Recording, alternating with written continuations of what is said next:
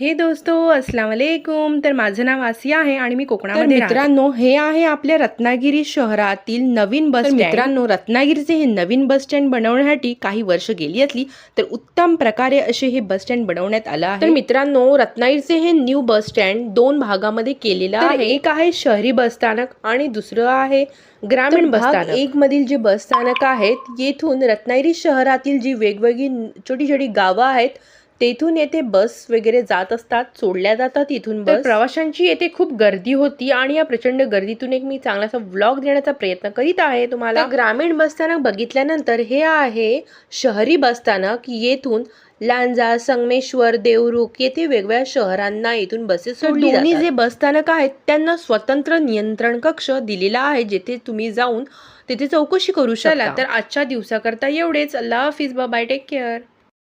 हे दोस्तो अस्सलाम वालेकुम। तर माझं नाव आसिया आहे आणि मी कोकणामध्ये राहते। मित्रांनो, हे आहे आपल्या रत्नागिरी शहरातील नवीन बस स्टँड। मित्रांनो, रत्नागिरीचे हे नवीन बस स्टँड बनवण्यासाठी काही वर्ष गेली असली तर उत्तम प्रकारे असे हे बस स्टँड बनवण्यात आलं आहे। तर मित्रांनो, रत्नागिरीचे हे न्यू बस स्टँड दोन भागामध्ये केलेलं आहे। एक आहे शहरी बस स्थानक आणि दुसरं आहे ग्रामीण बस स्थानक। एक मधील जे बस स्थानक आहेत, येथून रत्नागिरी शहरातील जी वेगवेगळी छोटी छोटी गावं आहेत तेथून येथे बस वगैरे जात असतात, सोडल्या जातात इथून बस। प्रवाशांची येथे खूप गर्दी होती आणि या प्रचंड गर्दीतून एक मी चांगलासा व्लॉग देण्याचा प्रयत्न करीत आहे तुम्हाला। ग्रामीण बस स्थानक बघितल्यानंतर हे आहे शहरी बस स्थानक। येथून लांजा, संगमेश्वर, देवरुख येथे वेगवेगळ्या शहरांना येथून बसेस सोडली जातात। दोन्ही जे बस स्थानक आहेत त्यांना स्वतंत्र नियंत्रण कक्ष दिलेला आहे, जेथे तुम्ही जाऊन तिथे चौकशी करू शकता। तर आजच्या दिवसाकरता एवढेच। अल्लाह हाफिज, बाय, टेक केअर।